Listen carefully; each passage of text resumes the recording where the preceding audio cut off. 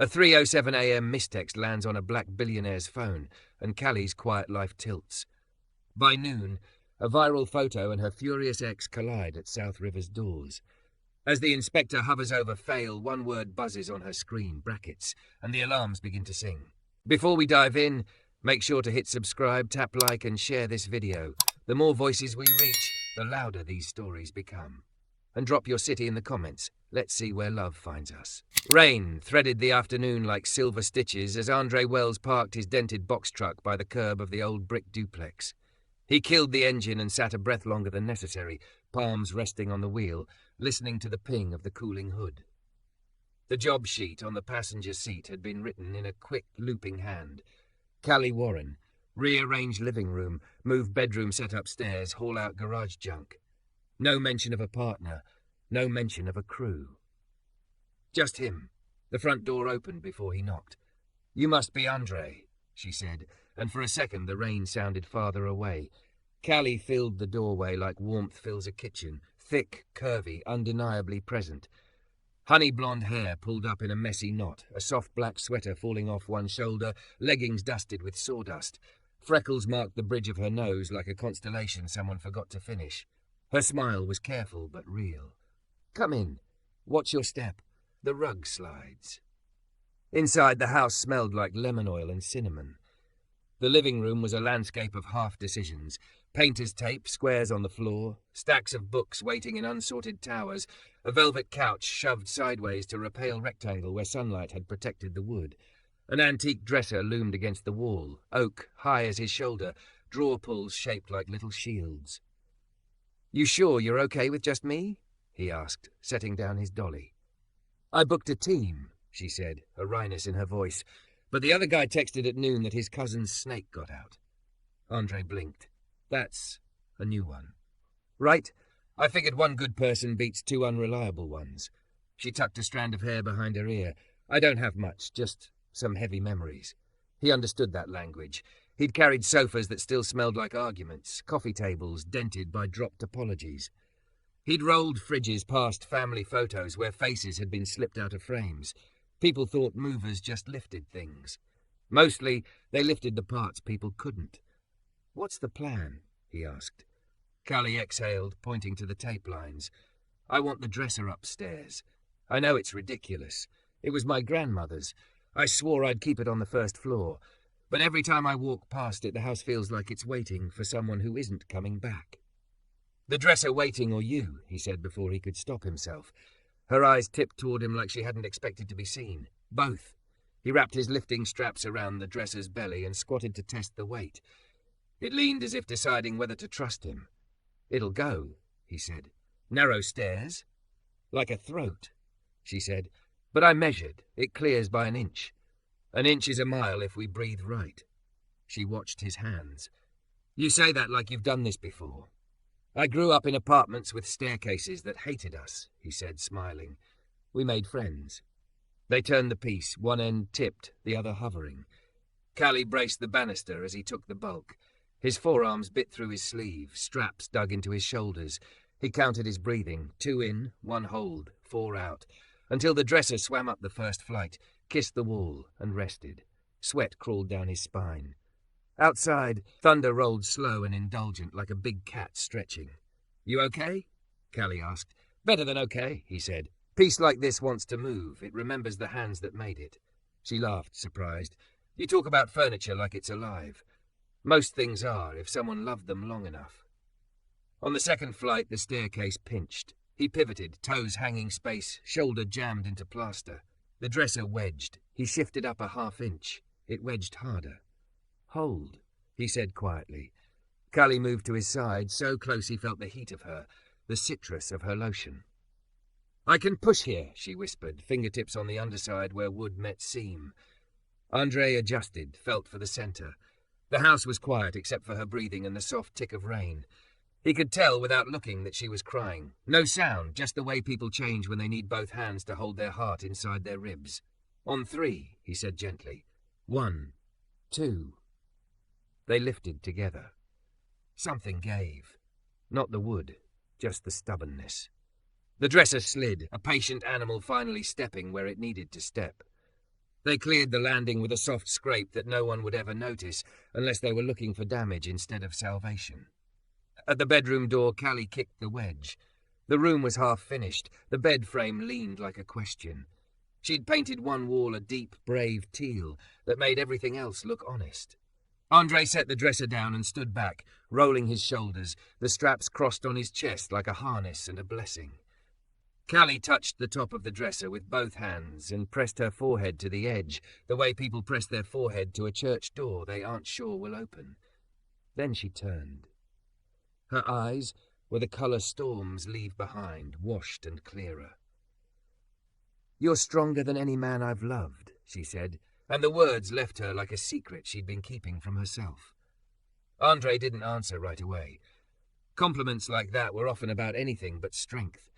He'd heard every version. "You're so strong. Can you fix this thing I broke? You're so strong. Can you carry what I can't say?" But the way she said it, it wasn't a demand. It was a recognition. He felt his throat loosen. "It's not just me," he said after a beat, nodding toward the dresser. It wanted to move. "And I wanted to too," she said softly. They stood there, not touching, the space between them crowded with everything neither of them had planned on feeling. Downstairs, the rain shifted to a hush. A siren flickered, far off.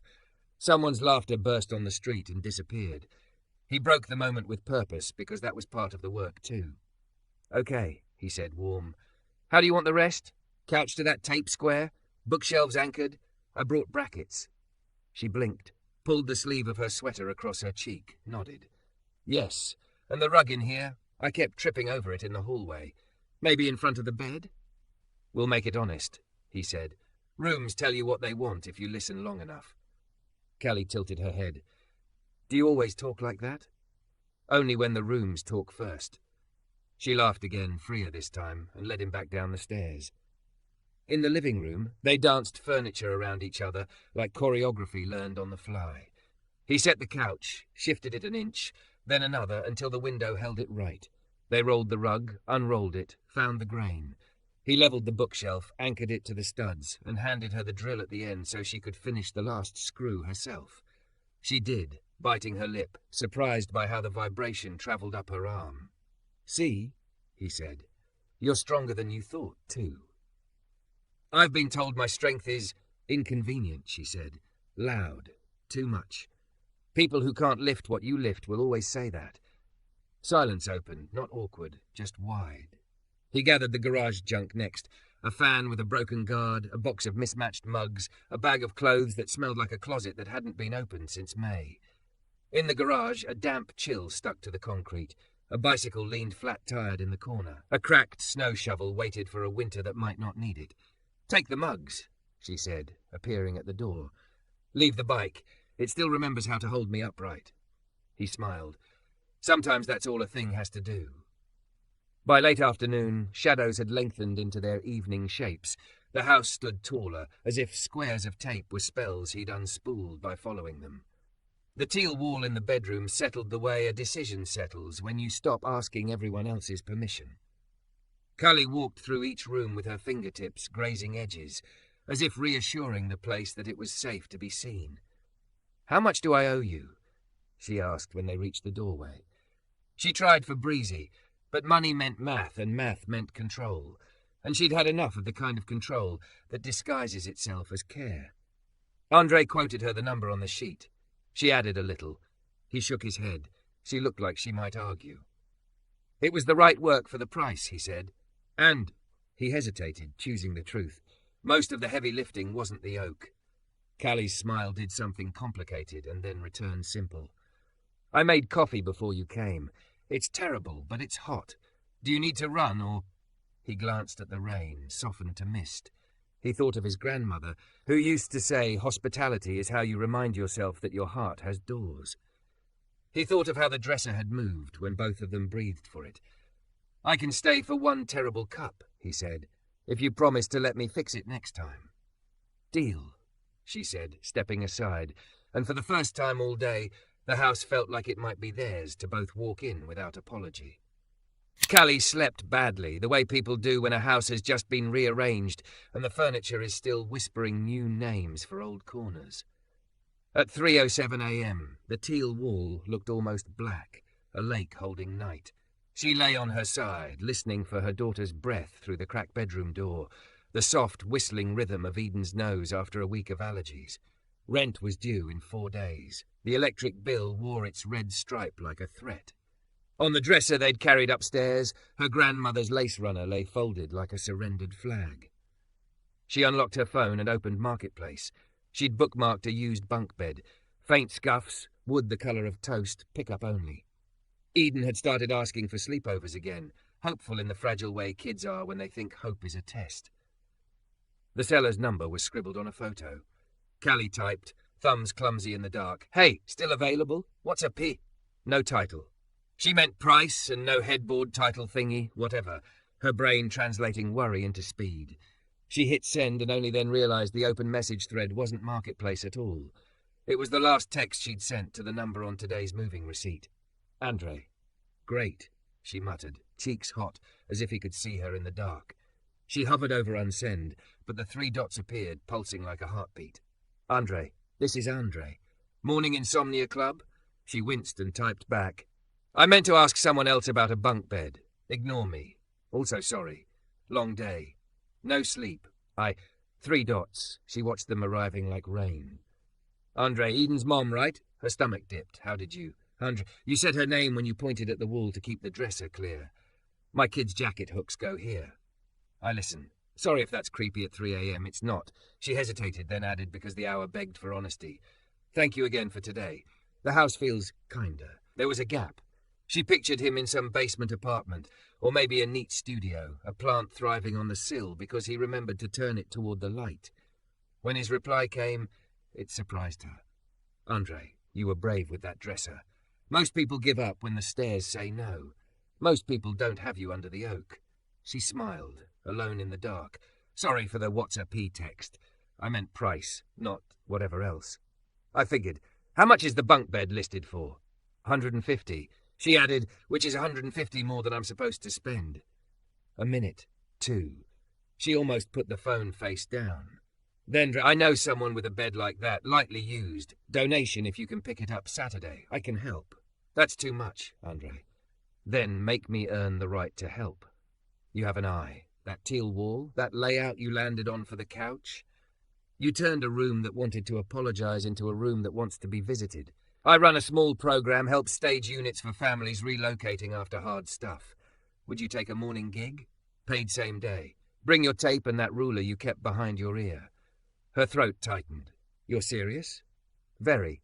Saturday, 10 a.m. Address coming. There's kid care on site if Eden comes. I learned to include that the hard way. Callie stared at the glowing screen until her vision fuzzed. It wasn't money dropping out of the sky. It wasn't a rescuer because she'd decided she didn't want one. It was a door. She typed carefully, I'll be there. When morning arrived properly, Eden's hair a tumble under her pink sleep mask, the kettle gargling, the smell of cheap coffee trying its best, Callie read the address again. South River Logistics, Riverfront Campus. She Googled it and blinked at the photos. A glass and brick building cupping an atrium of light. A mural where kids painted trees whose leaves were made of handprints. The man cut the ribbon in the picture looked like the Andre she'd met, except not. Same scar in the left eyebrow, same steady smile. But here he wore a dark suit and a quiet watch, and the caption read, Andre Wells, founder and CEO, announces expansion of South River Holdings Community Initiative, second rooms. She scrolled further, and her breath snagged. A magazine cover, The Quiet Billionaire. How Andre Wells built an empire by lifting what others dropped. Her first thought was not belief, but anger, at herself for being the kind of woman who could be surprised by a man's hidden rooms. She was halfway to defensive jokes. Oh, of course, the mover is also a billionaire, why not? When Eden padded into the kitchen, sleep mask pushed up like a crown. Mummy, Eden said, voice gummy with morning, is our house taller today? Callie looked around. The couch stood like it had been waiting for them all along. The teal wall held the light like a promise. Maybe we are, she said. She set a mug at the edge of the counter. Hot chocolate, extra marshmallows. Eden peered at the phone. Who are you texting? A friend, Callie said, and realised it was true in one small way already. Andre stared at his phone longer than he'd meant to, then put it face down on the granite and looked through the floor-to-ceiling window at the river. Crews were already out, pushing morning along the docks. He'd woken at 2:48 with the old ache, a dull, insistent grief that showed up like a bill you forgot you had. The board meeting in 6 hours would be about glossy things, expansion, valuation, an acquisition he hated, but that would open a clinic. The text had rolled in like a pebble in a stream and knocked all his water in a different direction. What's a P? No title. For a second, he'd thought it was a scam. Then the name memory arrived. Callie. Eden. The way she'd finished the last screw he'd offered her, like an apology turning back into a spine. He thought of the way she'd said, "You're stronger than any man I've loved," and how he'd wanted to say back, "Strength isn't a dare." He didn't like intervening by dropping money on problems. Money was gasoline. It could heat a home or start a fire. He preferred doors. Work, brackets for shelves so books didn't fall in the night. His assistant, Jay, knocked and let himself in after a beat. "You're early," Jay said, setting a folder on the island. "Also, you look like you slept with your shoes on." "Sharp as always," Andre said, faint smile. "Quick thing, second room's Saturday. I want day of pay envelopes ready for an extra set of hands." He hesitated. "And can we set up the child corner with the better crayons? The waxy ones make everything look like the edges of a bad day." Jay leaned a hip against the counter, studying him. "Got it. And the board wants you to use the word unicorn at least once. Preferably 3 times. "I'll say it once and then ask them to define it," Andre said. He picked up the folder, tapped it against the counter, and added as lightly as he could make it, "We have a new volunteer. Name's Callie Warren." Jay's eyebrows climbed. "The one from the moving manifest? The dresser?" Andre didn't answer the question directly. He wasn't sure how to explain the exact math of how the oak had shifted when she whispered, "I want to move too." "She has an eye," he said instead. "She has stamina." Jay nodded slowly, a man who could read the subtext without asking for a projector. "We'll be ready." Saturday arrived with crisp sunlight and the low hum of a city pretending not to be tired. The South River campus looked impossible to Callie from the bus window. Clean lines, green spaces, a water wall that made its own weather. She'd braided Eden's hair tight and neat and packed a lunch that would probably come back uneaten because there were rumours of pizza at anything with balloons. She wore jeans and a white shirt and her grandmother's tiny heart pendant, rubbed so often it had turned into luck. Inside the lobby, a woman with a name tag that said Pearl bent down to Eden's height. "Hi, Star," Pearl said. "Do you want to put your hand on the tree wall? We're making leaves."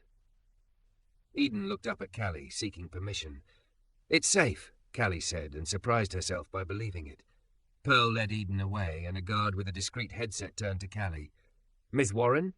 Mr. Wells is expecting you." Her name sounded different in that mouth, like she'd been promoted in a way no HR office could file. The guard waved her through a set of frosted doors. Beyond them, hallways widened into light. Andre stepped out of a meeting room at the end of the corridor. No suit jacket, sleeves rolled once, the same body that had leaned into stairwell plaster now cutting a figure against glass and sky. He smiled, not like a man trying to sell anything, just recognition.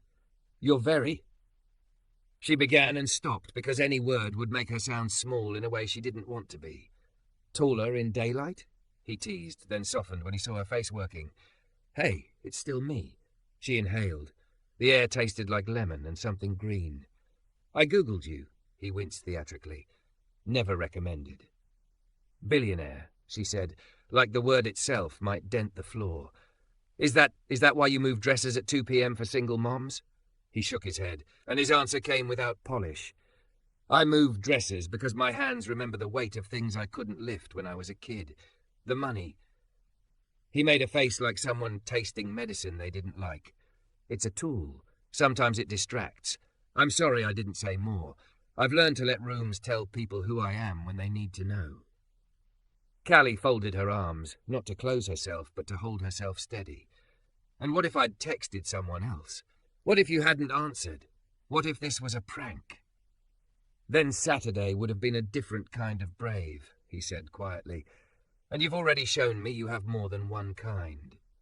The anger cooled. Not because he'd earned it, but because the lobby was full of families, carrying boxes labelled kitchen, bathroom, books, and because a little boy laughed like the world had sent a trampoline to his throat.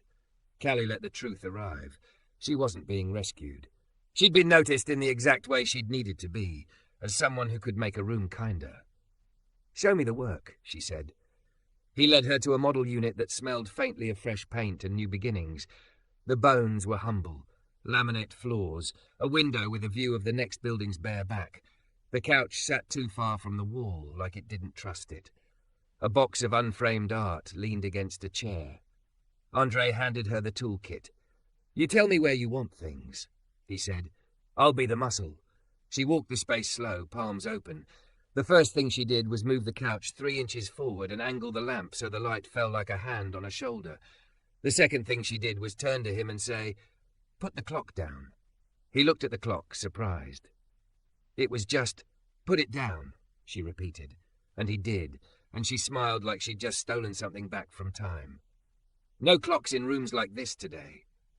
People come in here to remember their next breath, not their next deadline. He stared at her, then nodded, a wash of respect reaching his eyes. "You're hired for more than today," he said, voice low, "if you want it." And there, between a couch and a lamp and a box of art that hadn't found its walls yet, she felt it. The message she had sent by mistake had changed nothing about who she already was. It had only opened a door to a room where that person was needed. From the hallway, Eden's laugh arrived, high, bright, fearless. Callie closed her eyes for a heartbeat and let it fill the entire apartment till even the laminate looked like wood. Then she picked up the drill and started. Monday started with a courage she didn't know she'd packed. Callie braided Eden's hair tight, kissed the part, and left a post-it on the teal wall. No clocks. More light. Breathe. The house felt like it had decided to believe her. At South River, Pearl waved them in with the same tender efficiency you use to lift a sleeping child. Tree walls blooming star. Eden ran to the paint table, palms out like wings. Callie's new badge was temporary paper in a plastic sleeve. It still felt like a key. The model unit she and Andre had staged on Saturday had already hosted 3 families signing leases. She could tell. Someone had moved the lamp half an inch and tucked a tissue under the coaster so condensation wouldn't bruise the table. The room was holding them. That counted. "Morning," Andre said from the doorway. No suit. A slate shirt, sleeves rolled, that watch that looked like it told time but refused to boss anyone around. He held a clipboard and a canvas bag of tools. "You ready to run point?" She swallowed. "Point on what?" He grinned. "On all of it." Jay stuck his head in, crisp as a comma. "Board at 2. Acquisition sharks circling at 3. Your 9 o'clock is the Turner family. 2 kids. The older one reorganizes books by colour." Callie exhaled. "A soul after my own heart." Andre handed her the bag, heavy in the right ways. "I'll be in and out till noon. You don't need me to do this. You have an eye." "I have nerves," she said, but the bag's weight steadied them. "Where do you want the—" "You tell me," he said, and was gone down the corridor, greeting a maintenance tech by name, pausing to stoop for a kid's dropped crayon like somebody who knew you build trust by noticing tiny catastrophes before they bloom. The Turners arrived with exhaustion folded neatly into their smiles. Callie listened more than she spoke. She asked the questions no one had asked them in the chaos of forms and fingerprints. Where do your feet find the floor first thing in the morning? What colour does quiet feel like? What do you want your kitchen to smell like when you don't have to ask permission anymore? "Cinnamon," the mom said, surprised by her own answer. "And orange peels." "I can do that," Callie said, and Eden, released from the tree wall with a handprint leaf drying on a string, darted in to whisper. "We have oranges," like they were magic. They put a bowl on the counter. They angled the couch so the window wasn't behind the TV, because no one should have to choose between light and story. The older Turner kid lined the books by shade like a sunset. The younger one pressed his cheek to the rug as if to memorize its softness. When they left, the mother touched the door frame with her fingertips, the way Callie had touched the dresser, and mouthed thank you without sound. The apartment felt taller. Callie stood in the quiet and let it register. A thing she did with her hands had made breathing easier for people she didn't know an hour ago. That counted too. Her phone buzzed. A number she knew and didn't want, Luke. She stared at the name until the letters blurred. "You can't keep her from me," the text read. "I'm better. I'm coming by today." She typed and deleted 3 responses, each one angrier and smaller than the last. She put the phone face down and placed a bowl of oranges on another counter like an answer. Pearl appeared in the doorway, eyes gentle but knowing.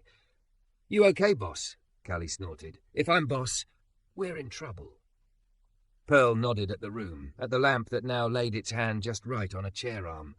"Looks like you're doing fine." "Someone from before says he's coming by," Callie said, voice flat. That phrase has never ended well. Pearl's gaze sharpened. "We have protocols. Front desk knows not to release kids without a matching pass. Security sits on site when anyone says coming by. You're safe here." Callie nodded. The words landed like sandbags you place before a storm you hope will pass. At 2, Andre stood in a glass room while the board used words like synergy and agility and unicorn, with the enthusiasm of people who like to name the weather but wouldn't step outside to feel the rain. He said unicorn once, and then asked them to define it. Jay coughed to hide a smile. "Second rooms is off mission," a board member named Vivian said, perfect hair pinned into immaculate certainty. "We build logistics. We don't stage apartments." Andre's face didn't change. His voice did, quieting the room. "We build supply lines," he said. "Sometimes those lines carry boxes. Sometimes they carry breath. We keep people from going back to the chaos we shipped them out of. That reduces churn in our workforce, strengthens our neighborhoods, and, if you insist, looks good on a slide. But I'm not keeping it because it looks good. I'm keeping it because it keeps kids from sleeping on floors.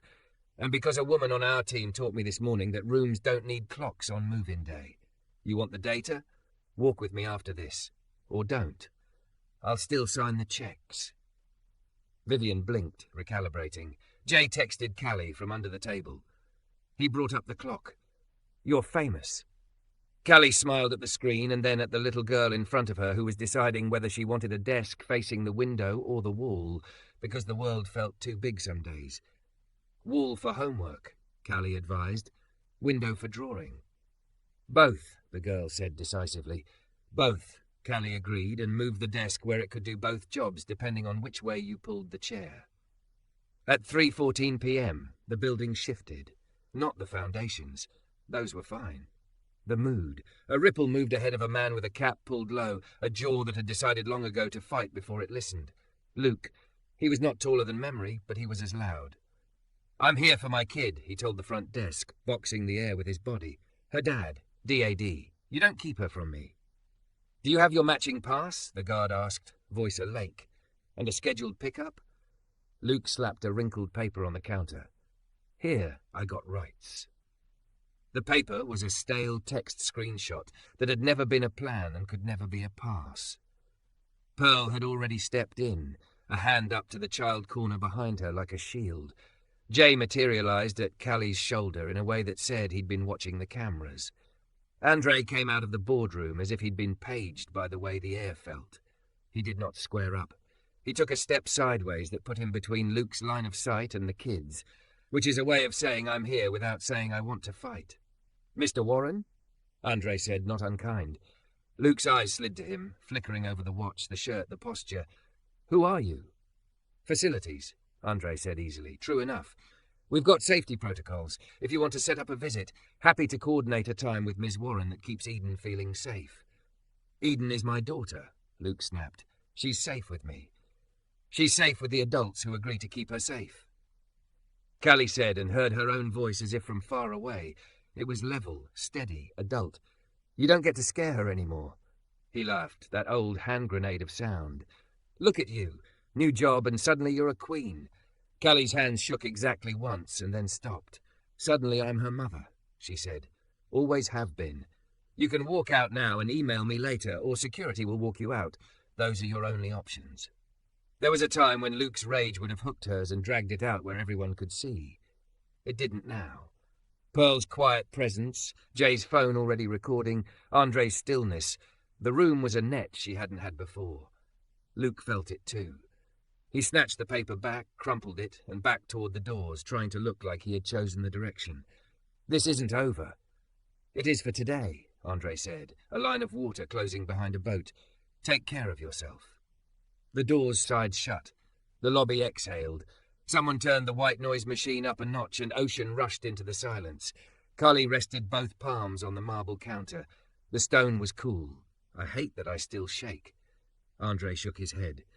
Shaking is your body remembering the drill. Courage isn't a lack of adrenaline. It's what you do while it's there.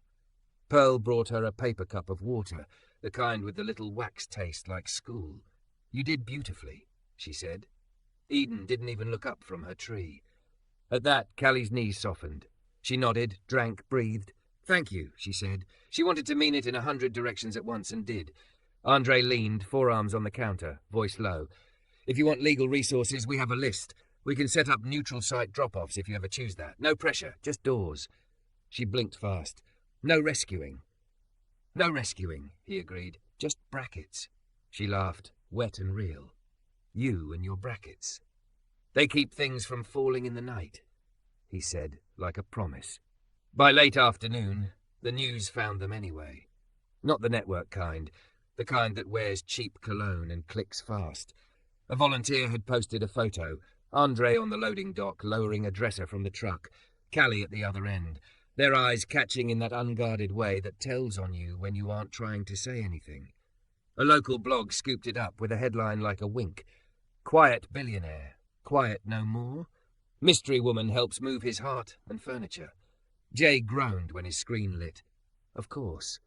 He held it up to Andre. Want me to squash? Andre looked at the photo longer than was strategic. He didn't look like a CEO or a myth. He looked like a man doing a thing he liked to do next to a woman who knew how to do it too. He felt a brief urge to text Pearson in legal, and then felt a stronger one to text Callie. You okay? I'm sorry about the noise. Callie was already seeing the comments bloom on the repost. Some acquaintance had tagged her in. Gold digger from a stranger. Get it girl from someone who meant well. Is that Eden's dad? From someone who didn't. She put her phone down on the teal runner that now lived in the second-room staging office like a piece of home. She stared at the wall where she'd pinned notes about lamps and baskets and no clocks. Her heart pitched like a boat in chop. She could run. She could delete. She could apologize for existing in a picture she hadn't taken. Andre stepped into the doorway with that cautious grace he used with vintage things and children and rooms that hadn't decided about him yet. I can call comms, he said. Make it boring. The story goes away when it's boring. Callie wiped her eyes with the back of a clean wrist. Or we can make it honest. He tilted his head. What's honest? That we're doing work that matters, she said, and felt the sentence build steel as it left her mouth. That someone took a picture of the work and decided it was romance because they don't have the language for relief. Andre's laugh was soft, delighted. You want my job? God, no, she said, the ghost of a smile. But I'll lead your board walkthrough tomorrow, if you want me to. If they see families standing taller because a lamp is where it should be and a bowl of oranges says you're home, maybe they'll stop asking you to define unicorn. His answer arrived without hesitation. Yes, he said. Please. She nodded, feeling taller again, a click in her chest where something had been loose. He started to leave, and then he paused. Hey, one more thing. She raised an eyebrow. He held up a key fob, small and black, labelled with one of those tidy label maker strips. Storage B7. For Saturday's bunk bed pickup, our truck is yours. Jay will drive. And Callie, if the noise gets loud tonight, text me the word brackets. I'll know you're just reminding me why we're here. She took the fob. Their fingers didn't touch. It still felt like contact. When she got home, the last of the sun was doing kind things to the teal wall. Eden taped her drying handprint above the light switch with the ceremony of a flag raising. The mailbox held a white envelope with an electric company logo and a red stripe. Final notice. Her stomach dropped, then steadied. She counted her pay envelope from the afternoon, the exact weight of her hours, and ran the math. They'd be okay if no disaster landed before Friday. Her phone buzzed from the counter where she'd left it face down. Another message from an unknown number. Tomorrow, 9 a.m., city inspection. If the fire alarm fails again, we shut down. Callie looked at the ceiling as if she could see the wiring. She looked at Eden, who was drawing a window with a desk beneath it that could face both ways. She looked at the teal wall, at the bowl of oranges, at the key fob in her palm that said there were rooms she hadn't opened yet. "Eden," she said, keeping her voice light. "Want to help me test something tomorrow?" "Always," Eden said without looking up. Callie texted Andre one word, brackets, and then added, "I'll make sure the alarms sing, not scream. See you at 8. By 7:58 a.m., Callie had a ladder open under the third-floor pull station and a roll of blue painter's tape looped on her wrist like a bracelet. Eden, solemn with purpose, stood beside Pearl at the stairwell door, holding a clipboard that read "Fire Drill Path, Kids" in big block letters. The building smelled like fresh coffee and new cardboard. Even the river seemed to whisper today. "Nico?" Callie called.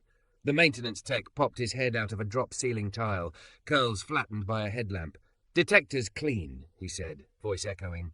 "Someone sprayed hairspray too close yesterday. Sensitive units." He lowered the tile, wiped his hands. "You sure you want to run a full cycle before the inspector gets here?" "I want the alarms to sing, not scream," Callie said. "If we can make that true at 8:30, it's more likely to be true at 9. Nico grinned. "You talk like you've been here for years." "I talk like someone who's sick of being surprised by things that should be honest," she said, and he nodded like that made perfect sense. They ran it slow. Jay stood near the panel like a conductor at a quiet symphony. Andre hovered with his palms open, not because he was nervous, but because some part of him always moved toward the weight if it suddenly fell. Pearl crouched at kid level, explaining to a cluster of small faces what the sound would mean and what to do with their brave. "Ready?" Jay asked. Callie looked at Eden. "You ready, Inspector's apprentice?" Eden's ponytail bobbed. "We follow the leaves," she whispered, pointing to the handprint tree that now guided the route like a forest that had learned where the doors were. Jay pressed the test. The tone rose. Not the clawing shriek Callie remembered from apartment buildings that didn't care whether you were sleeping or sick. This was firm, bearable, clear. People stepped into the hallways without panic, like they'd practiced telling their feet where to go. Callie stood at the stairwell and counted breaths. In 2, hold 1, out 4, until the children cleared ahead of her. She palmed the cool rail and smiled at the small handprints taped at eye level. "You're safe. Keep going. Almost there." Nico gave her a thumbs up at the panel. Jay set the system back to normal. The building exhaled. "Okay," Callie said, rolling her shoulders. "Let's make sure none of the exit lights are playing dead." They weren't. She wanted to hug each one anyway. At 8:56, the inspector arrived with a clipboard and steel-toed boots, hair in a precise bun, and a name badge that read M. Alvarez. She shook hands with Andre and Pearl, and then looked at Callie. "You're new," Miss Alvarez said, assessing without unkindness. "Yesterday new," Callie said. "We ran a test this morning. No false trips. Pool stations labelled and clear, kid path posted, no clocks in staging units on move-in day." Miss Alvarez's eyebrows tilted. "No clocks?" Callie lifted a shoulder. "People coming out of chaos don't need to race time their first hour here. They need to locate breath." "Not standard," Miss Alvarez said, but her mouth did a half-smile. "Show me your panels." They walked. Andre stayed half a step behind Callie on purpose, hands in his pockets, not to hide them, but to keep from touching things he trusted her to touch first. In 3 units, Miss Alvarez tested smokes. In one hallway she pointed at a cracked lens, and Nico was, impossibly, already there with a replacement. At the child corner, she watched Pearl kneel to a little boy and show him the picture chart for alarm noise equals follow the leaves. Miss Alvarez's shoulders eased. "You run this place?" she asked Callie quietly, in the way some people mean, "Are you responsible for this tone?" "We run it," Callie said, flicking her chin toward the team. "No one person keeps a building standing." Miss Alvarez checked the last box, drew a green circle on the form the way a teacher might draw a sun, and stuck a neon sticker at the front desk. Passed. The fear that had been holding position beneath Callie's ribs all morning let go like a fist unclenching.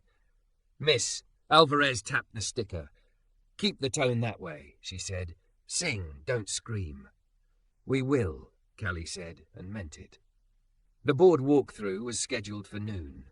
At 11:50, Vivian from the board appeared in heels that declared truces only on weekends, smile as crisp as a folded napkin. 2 other members flanked her, phones discreetly face down but never off.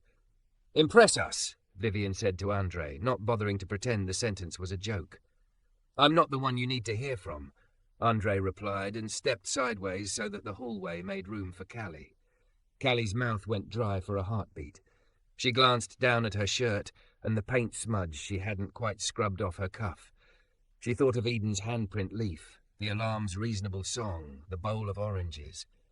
Then she lifted her chin, because the rooms had asked her to. "We stage for nervous systems," Callie said. "3 things. Light where it lands like a hand, a surface that invites setting your keys down without apology, and 1 scent that doesn't argue." She lifted a small jar. "Cinnamon and orange peels. Costs $2. Smells like you made it." Vivian blinked. The other board members leaned in despite themselves. Callie led them into the model unit. "No clocks on day 1, she said. Time can be cruel before it becomes kind. Lamp angled to keep faces soft. Couch pulled 3 inches away from the wall, so you can sink without feeling trapped. Hooks at kid height for backpacks. You'd be surprised what happens to homework completion when the wall respects your reach." "Metrics?" one of the board members asked reflexively. "Lease retention improves 12 points over 6 months for units staged this way," Jay said smoothly from the doorway. "Our maintenance callouts for broken blinds and door handles drop because people treat rooms better when rooms treat them back." Vivian reached out, touched the doorframe. Her hand stilled there, not performative. "Who taught you the clock thing?" she asked, eyes on the paint.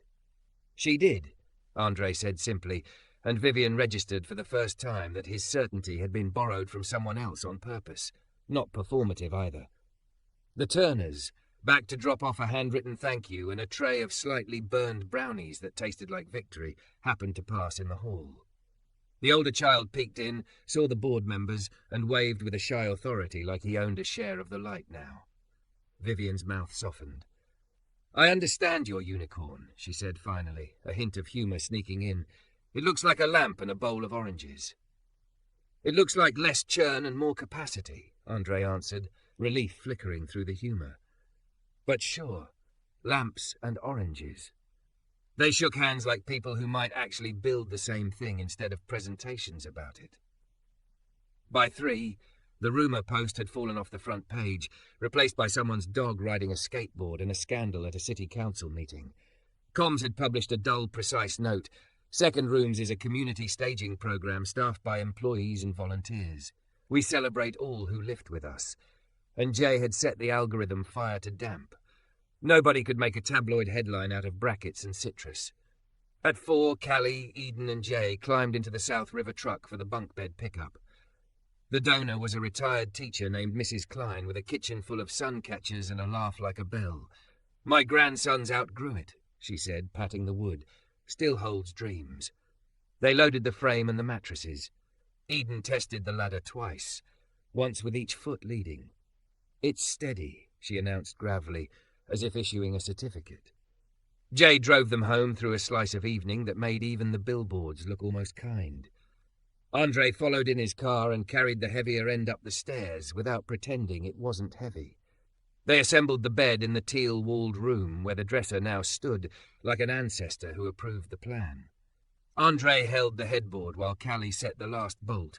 She tightened it with the same concentration she'd used to finish that first screw he'd handed her. "Moment of truth?" she asked Eden. Eden climbed. The bed didn't creak. She lay on her back and looked at the ceiling like it was a sky. "It's like a treehouse," she said, "except inside." Callie did the electric bill math again on her phone.